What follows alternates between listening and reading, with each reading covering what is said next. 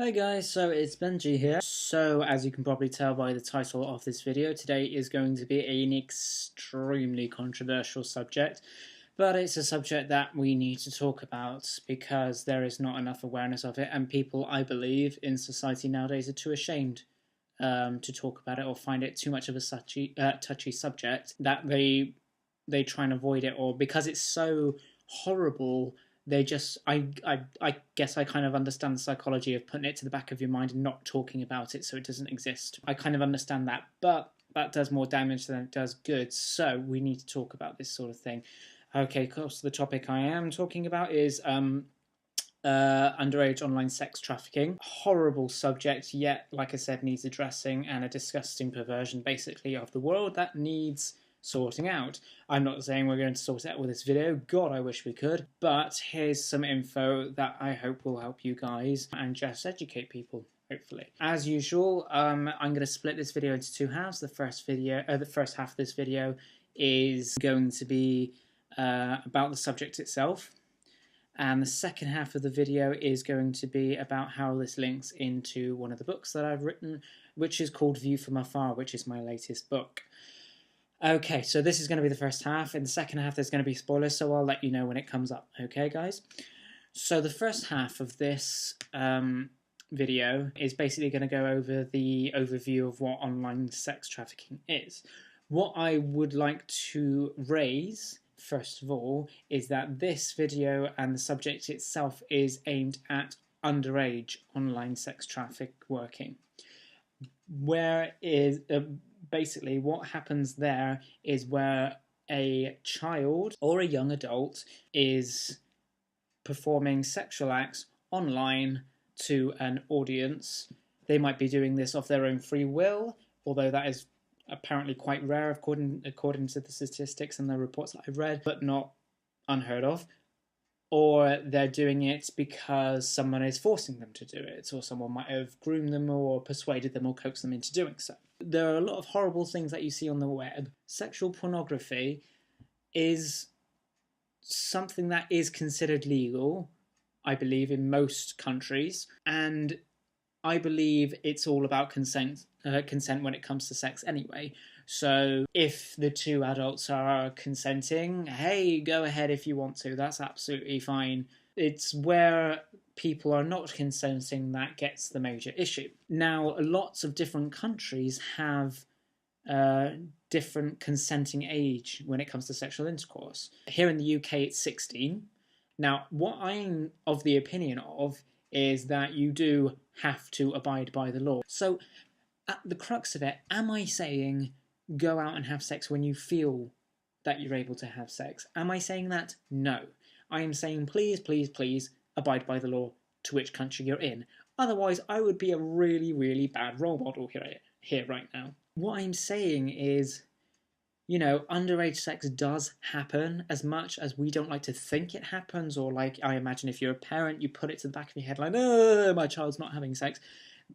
It's common. It is common. So what you have to do is be sensible about it. We have to embrace the fact that this is happening. So what do you do to be sensible? Educate about safe sex. Dear God, I had a really bad education in sex in general, let alone safe sex, which was non-existent because I was in a Christian school, primary school, so we learned all about sex. Man and a woman do it once in their lives when they want a baby, and that's the only time they will do it, children. Rubbish. So, you know, there was nothing about contraception or condoms or anything, so, you know, that's really important. So yeah, I'm saying obviously abide by the law, but if it happens, be sensible. That's the thing. That's the best advice I can possibly give. So now on to the topic of underage sex trafficking. That was basically what I did there, was like a brief overview of underage sexuality, I guess, and cusp of coming of age sexuality and of age sexuality, I guess. Online sexuality has many forms. Infinite, probably, amount of forms. There are people that will do things on web camera because they find an erotic sort of sensual feeling out of it, I guess, which if you're happy and you want to consent, crack on if you want. Then there's obviously adult pornography, sexual pornography online. Again, if it's legal and between two consenting adults, if you want to, go ahead. What it's about is underage online. So moving on, what happens when you are underage and you are going online? Now, I hope this is becoming more common with parents talking about it to their children, but safety online is so paramount, it's unbelievable. Treat online as you would... Now, this is going to be controversial, what I'm about to say, because people will slap me in the face for this, but treat online as you would real life. Hear me out, okay? If you see a random guy coming up to you and winding down his window in his car next to the curb and says, "Do you want to lift home?" No. Then you go to the next door possible and say, "I'm so sorry, I think I'm being followed. Can I just please pretend that I'm talking to you for ages?" I've done that myself. Don't actually go into the person's house, but you know. So if a stranger comes up to you and says, "Do you want to ride home?" No. If a stranger wants to add you as a friend, it's the same thing. If you don't know this person, the answer is no. Now, if you're young, and I know this is not something, it's not something I feel even comfortable with talking about, but if you're young and you're coming to that age where you're exploring your sexuality, just talk to someone. I know it's so cringeworthy when your parents give you the talk, okay? But even if it's not with your parents, sometimes like with friends or something like that, just promote some sort of healthy conversation, because communication is always going to get over this. Do not, whatever you do not do anything that's sexual online, because it will really, really haunt you, I suppose, later on in life. And you know what? You could be getting someone in real trouble if you're consenting and they're watching it. Granted, they shouldn't be doing that. They shouldn't be doing the watching, full stop, first of all. But it's a tricky subject, so you shouldn't be doing it. Find other ways to explore yourself by talking and communication. You know, if you have to ask, you know, your sexual education, sex education teacher, go and ask them in a classroom environment where there's other people around you. When there's more than one person, then is a good time to talk. That promotes healthy conversation. When you're conversing in groups, that's always good. So at the moment, there is a statistic that at the moment there is 2.4 million people around the world, both overage and underage, being put into the sex trafficking industry. That's online and offline. Okay.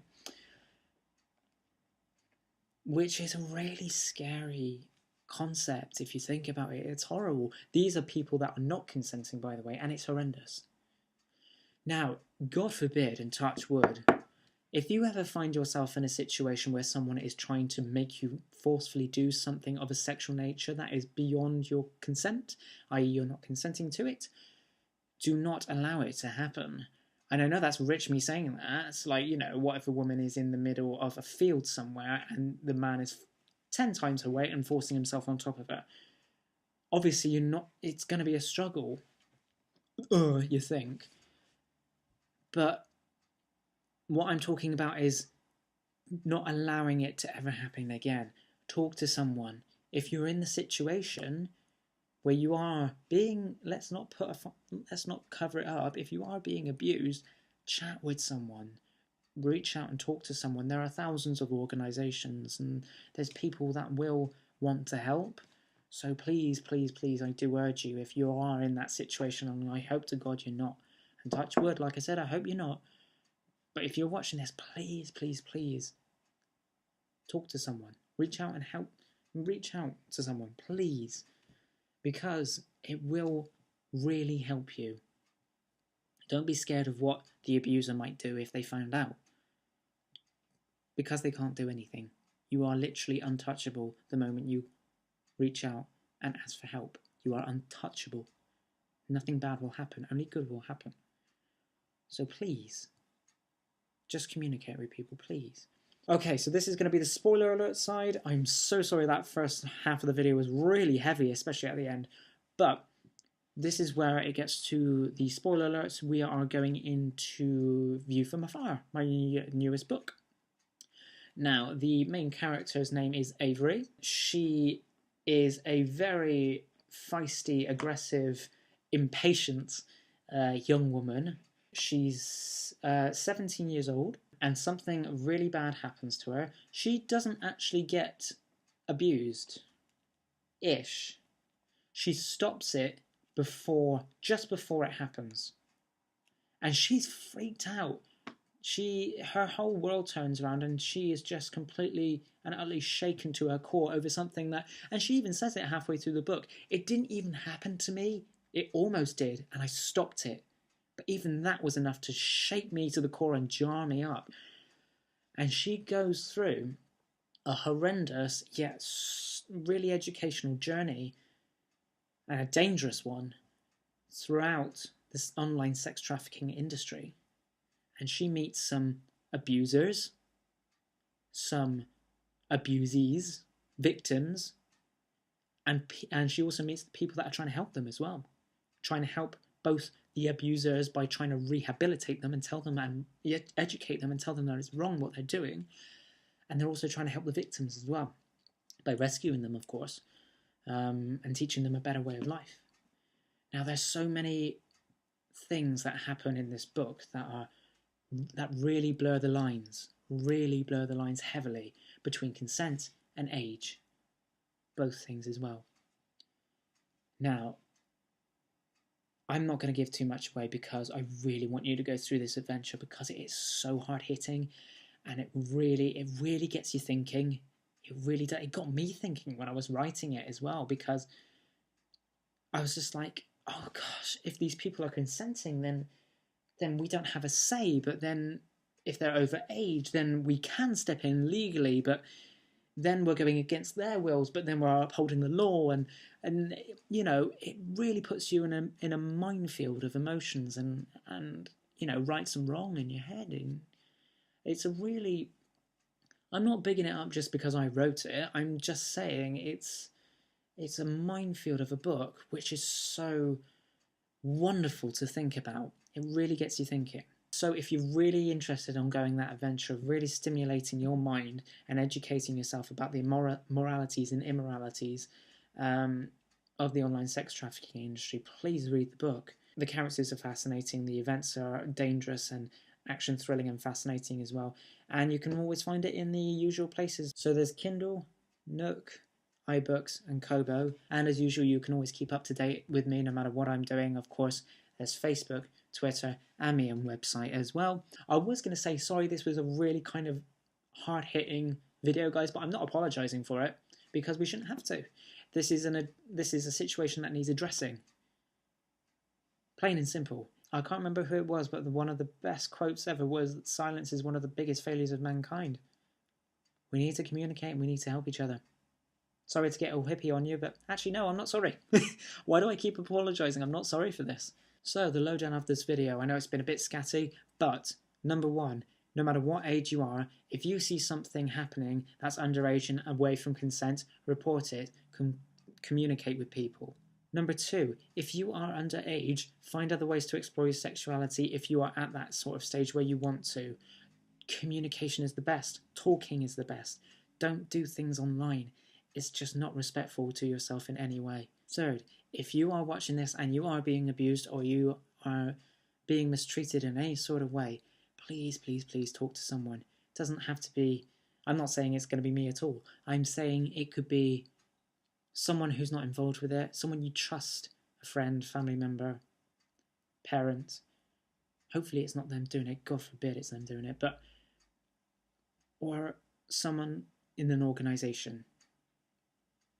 Because like I said, once you seek help, it's not going to get worse, it's going to get better. And once you seek help, you're untouchable. Okay?